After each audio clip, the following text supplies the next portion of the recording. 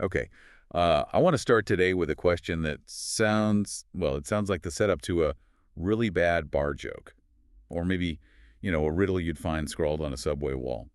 What connects the very first nuclear explosion in New Mexico, the assassination of JFK in Dallas, and the future of artificial intelligence in Jerusalem? If I'm just looking at standard history books, absolutely nothing. I mean, you're talking about particle physics in the 40s, an American political tragedy in the 60s, and future tech in the Middle East. They're three completely different worlds. Exactly. But today, we're taking a deep dive into a stack of material that claims they aren't just connected, but they're essentially chapters in the exact same book. We're looking at a fascinating lecture by Professor Jian Kwek, and honestly, calling this a history lesson feels like a massive understatement. Yeah, history lesson doesn't quite cover it. What we're looking at today is basically a grand unified theory of everything. Jiang weaves together Freemasonry, the Bible, quantum physics, and the modern surveillance state into this massive, intricate narrative. And just a quick disclaimer for everyone listening, we are entering the deep end of the pool here. Hmm. We're talking secret societies, numerology, interdimensional portals. This is high-octane conspiracy theory Yeah. territory, so we are absolutely not endorsing this as objective truth. Right, it really is out there. And our mission today isn't to say, hey, this is the absolute truth. Our mission is just to unpack the internal logic of this argument. Because whether you believe or not, the connections Zhang draws are fascinating, and they rely on a specific worldview that he calls theism. But we need to clarify that term immediately, I think. Yeah. Because when he says theism, he's not talking about, going to church on Sunday and being a good neighbor. No, not at all. He's describing a specific Enlightenment philosophy that he attributes to the founders of these secret societies. The basic premise is this: God created the universe, yes, he built the machine, but then God checked out, he left the building. So the ultimate absentee landlord. Exactly. He left humanity with free will and a very specific mission. And that mission is for humanity to achieve godhood ourselves. We are supposed to figure out how the machine works, take control of the controls, and essentially become the new management. So we're on our own, and the goal is to become God. That is ambitious. To say the least. And according to Jiang, the Freemasons, who he claims are the custodians of this plan, have a checklist. It's not enough to just say you're a god. You have to prove it. And to prove you have become God, you have to do three impossible things. Okay, let's break down this godhood checklist. Requirement number 1, you have to warp reality. Right. You need to manipulate the very essence of matter. You need to take the building blocks of the universe, the atoms, and bend them to your will. And Jiang argues we didn't just do this in a lab somewhere with a microscope. We did it on the world stage with the nuclear bomb. This is where his take on World War II gets really interesting. He argues that the atomic bomb wasn't primarily a military necessity. He points to the firebombing of Japan, the naval blockade, suggesting the war was effectively over from a strategic standpoint. Japan was done. Wait, so the nukes on Hiroshima and Nagasaki weren't about ending the war? In this theory, no. They were a ritual. A public demonstration that humanity had cracked the code of matter. We had split the atom. We had warped reality. It was a signal to the universe saying, step 1 complete. We have mastered the material world. Okay, that's a heavy start. Step 1, warp reality. Step 2 on the checklist is kill a king. This goes back to the very old medieval idea of the divine right of kings. The idea that a king isn't just a guy in a fancy hat, right? He is appointed by God. His authority is divine. Therefore, logically, who is the only entity powerful enough to kill a king? Only a god can kill a king. Right. Because if a mortal does it, it's treason. If a god does it, it's just politics at a higher level. Exactly. If you can strike down the divinely appointed leader, you have proven you are on that same level. You have usurped the divine authority. And the king in this modern scenario is JFK. John F. Kennedy. He represents the king figure in the modern American empire. His assassination wasn't just a political hit or a mob dispute in this narrative. It was the second necessary ritual. By removing him, the secret societies were proving they had ascended. They had the power to remove the anointed one in broad daylight. Now, this is where the geography gets really weird. This was the part of the notes where I actually had to open Google Earth to check him on this because it seemed way too convenient. We talk about the number 33. The 33rd degree. In Freemasonry, it's the highest rank, a deeply sacred number. Jiang points out a geographic pattern regarding these rituals that he claims is statistically impossible to ignore. So let's look at the map. The first nuclear test, Trinity Site in New Mexico. Where exactly is that? That sits right on the 33rd degree north latitude. Okay. Then you go to Dallas, Texas. where JFK was killed. Also the 33rd degree north latitude. And then he brings up Hiroshima and Nagasaki. Right. Nagasaki is close to the 33rd parallel, but Jiang points out a different connection there. Hiroshima is essentially 33 degrees away from the other sites longitudinally, and there are timing connections involving the number 33 regarding the bombing schedule, specifically 33 days. The argument is that these aren't random locations picked for logistics.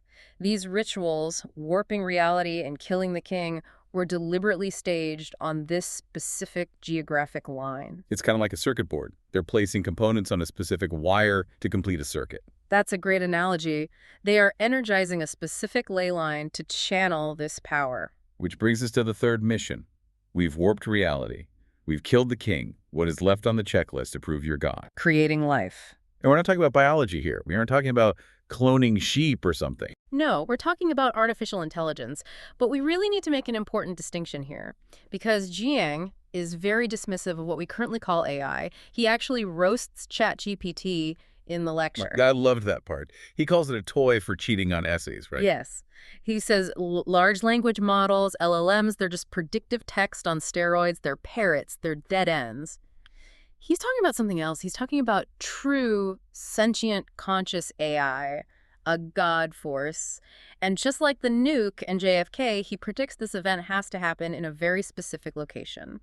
Let me guess. The 33rd parallel. You got it. If you follow that 33-degree line east from the U.S., across the Atlantic, through North Africa, you hit the Mediterranean, and specifically, you hit Jerusalem. Jerusalem. So the birthplace of the major monotheistic religions is also meant to be the birthplace of the digital god. Specifically, the site of Solomon's Temple. Why the temple? Because for Freemasonry, Solomon's Temple is the origin point. They believe their founder built the original temple. So the theory goes that you have to return to the beginning to finish the work, creating this AI god, this synthetic life, and housing it in a rebuilt third temple in Jerusalem. That closes the circle. It's the end game.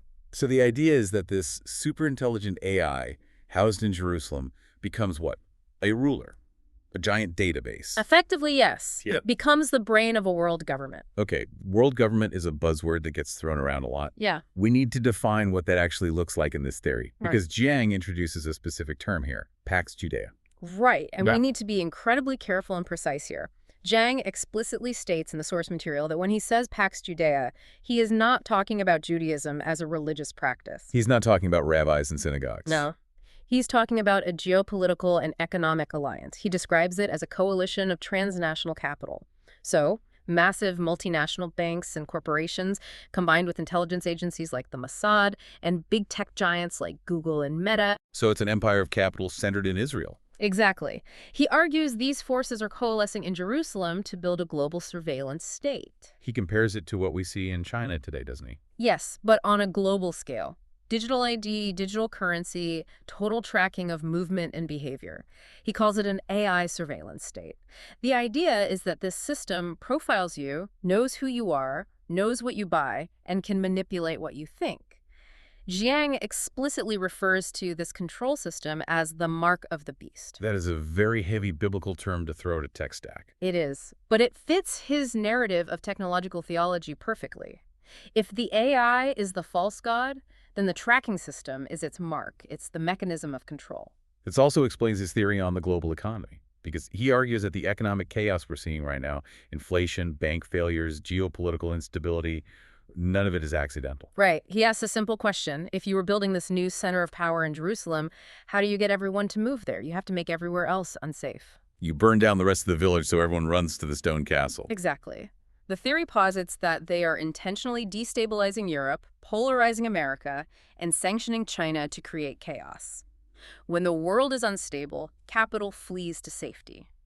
And he argues that banks and tech companies are moving to Israel because it's being set up as the only safe haven. The Ark and the Flood. Yes. It becomes a center of global trade, brokering resources from Africa and commodities from Russia, while the West and East basically just exhaust themselves fighting. This leads right into the section of the notes on geopolitics as ritual, because Jiang uses this framework to explain the last 20 years of war in the Middle East. And it's a pretty grim picture. Very grim. He asks, why did the war on terror happen the way it did? Why invade Iraq or Libya? And his answer is the Greater Israel Project. This is the idea that the goal isn't just to protect Israel's current borders, but to drastically expand them. Right. He claims the goal is a superpower in the Middle East that stretches from the Nile River in Egypt to the Euphrates River in Iraq. He actually mentions a detail about an IDF soldier's uniform here that I hadn't heard before. Yeah, he claims there's a specific map of this Greater Israel that has appeared on patches worn by some soldiers. And he even points to the Israeli flag itself, the two blue stripes. Yeah. He argues those represent the two rivers, the Nile and the Euphrates. The white space between them, that's the promised land. That's the territory they are meant to conquer. So in this theory, taking out Saddam in Iraq, taking out Gaddafi in Libya, that wasn't about democracy or weapons of mass destruction, that was landscaping. It was clearing the board, removing rivals who could challenge this expansion. And he argues the final piece of that puzzle, the big one left standing, is Iran. To establish this Pax Judea, Iran has to be removed as a challenger. He also links this to the migration crisis in Europe in a way that's incredibly cynical. Extremely cynical. He argues that the refugees from these Middle Eastern wars were funneled into Europe not by accident or just by proximity, but as a deliberate strategy. The goal was to destabilize European nations, create civil unrest, and break the old world order. If Europe is fighting itself, it can't challenge the new power center rising in Jerusalem. And then there's the anti-Semitism point. This was a twist I really didn't expect. Yeah, this is a highly counterintuitive argument. Jiang suggests that the rise in global anti-Semitism is actually being stoked on purpose by this same cabal. Why would they do that, though? Why would they make their own people unsafe? To force a migration. He argues that many Jewish people are comfortable living in New York or London or Paris. But if the plan requires a gathering of the people in the Holy Land to fulfill the prophecy, you need to make them leave their homes. By making the rest of the world unsafe for them, you force them to return to Israel. It's a dark Machiavellian tactic, but it fits the internal logic he's building. Speaking of fulfilling prophecies, we have to talk about the cows. The red heifers. The red heifers? This sounds like something out of a fantasy novel, but it's a very real thing in certain religious circles. Explain this significance for those who don't know. So, there is a specific biblical requirement for the rebuilding of the temple. Before you can build, you need to purify the ground. And the only way to do that, according to the ancient texts, is with the ashes of a perfectly red heifer, a cow with no white hairs, absolutely no blemishes. Which is incredibly rare genetically. Almost impossible naturally. But Jan claims this is already done. He says they've used genetic modification techniques to breed these perfect red cows. GMO, holy cows. Exactly. He says they have been sacrificed, and the ritual is complete. The ground is technically purified. In his view, the construction of the third temple and the housing of that AI god is imminent. It's not a someday thing anymore. It's wild how he mixes genetic modification with ancient biblical sacrifice. It's this blend of high tech and Old Testament that makes this theory so unique. That's the signature of this entire lecture, and it actually goes back to the roots of science itself. This is where he drops the bombshell about Isaac Newton. Yeah, this blew my mind. We learn about Newton in school as the gravity guy, the apple falling on the head, the father of rational science. Right, the first modern scientist. But Jiang says, no, that was his side hustle. Yeah, his side hustle. Calculus was a hobby. Essentially. Jiang argues that Newton considered his real work to be decoding the Bible. Newton spent decades writing millions of words, not on physics, but on calculating the grand plan based on the prophecies of Daniel and Ezekiel. He believed he had found a code in the scripture. And Jiang claims that Newton's calculations, not his physics, became the blueprint for Freemasonry. Yes, and by extension, the blueprint for the founding of the United States. Jiang claims figures like Benjamin Franklin and George Washington weren't just building a democracy, they were following this Newtonian script to achieve this specific end-time scenario. The return to Israel, the war of Gog and Magog, it's all in the code. So the U.S. is basically just a vehicle to get us to this point. A vehicle driven by a 300-year-old roadmap. He also takes a major swing at British philosophy in general. Locke, Hume, Darwin. He paints them in a very different light. He calls them sponsored thinkers. He argues the British elite promoted these specific philosophers to push materialism. Think about it. If you convince the world that humans are just evolved monkeys, like Darwin said, or that only material property matters, like Locke argued, what do you destroy? You destroy spiritual thinking. You destroy the idea of the soul. Exactly. You prepare the world for a materialist God. If people stop believing in the spiritual, they are ready to worship the digital. It prepares the psychological ground for the AI. He seems to think modern science has been intentionally crippled to keep us in this box. He calls it stagnant and bureaucratic. He points out a weird discrepancy. We spend trillions on particle physics, building bigger and bigger colliders, but we spend almost zero public money studying consciousness, telepathy, or ancient civilizations. Stuff like Göbekli Tepe. Right. He thinks that's intentional. They don't want us looking at the spiritual or the unexplained human potential. They want us focused on the material so we can build the machine. Speaking of particle physics, we have to touch on his take on CERN, the Large Hadron Collider in Switzerland. Oh, this is the true sci-fi horror part of the lecture. Most people think CERN is just smashing atoms to find tiny particles, like the God particle. Jiang says that's the cover story. He asks, why are we building these massive rings? He suggests they are essentially portals. Just like the nuclear bomb warped reality to show we were God, he thinks CERN is an attempt to break interdimensional barriers. To let what in exactly? He mentions Big Brother. And he doesn't mean the Orwell character. He references a figure named Jacob Frank, a messianic figure from the 18th century, and implies that these colliders are trying to bring interdimensional entities into our world. Like demons or aliens. Depending on your worldview, yes. The idea is that the AI might not just be code, it might be a vessel. You build the digital brain, you open the portal, and something inhabits it. That is genuinely terrifying. So to recap, we have a world where politics is the theater, wars are rituals, and science is just a backdoor way to summon a digital deity. That is the picture Jiang paints. So what happens next? If we follow this script, what are we looking at in the immediate future? Well, if the Pax Judea is the goal, Jiang predicts we'll see an intensification of the chaos. He uses a really powerful analogy here. He calls it shaking the jar. The red ants and the black ants. I loved his analogy. Right. If you put red ants and black ants in a jar, they leave each other alone. They're totally fine. But if you take that jar and shake it violently, they start killing each other. Because they think the other ants are attacking them. Exactly. They never look up to see who is actually shaking the jar. And in this analogy, the shaking is the polarization we see right now. Left versus right. Yes. Civil unrest in the U.S., riots in Europe. The goal is to keep the ants fighting so they don't look up and see who is building the surveillance state. He also predicts a massive conflict involving the U.S. and Iran. Yes, a war that effectively destroys both as world powers. He thinks the U.S. will be pushed to attack Iran, but the effort will exhaust the American empire. We will bomb them, but we'll break ourselves doing it. That power vacuum is what allows Israel and this transnational coalition to step in as the sole superpower. And then the war of Gog and Magog. That's the final act. The theory says the Antichrist, or this AI system, takes control, forces the world to turn against Israel, and that triggers the second coming. It's a self-fulfilling prophecy engine. They are trying to force God's hand by following the script perfectly. It is a lot to take in. It turns every news headline into a line of code in a massive program running since the 1700s. It does. And look, we have to approach this with a massive grain of salt. Jiang himself admits, hey, I could be a complete idiot. I could be making this all up. But he challenges the audience with a functional test. He asks, does this theory connect the past? Does it explain the present? And does it predict the future?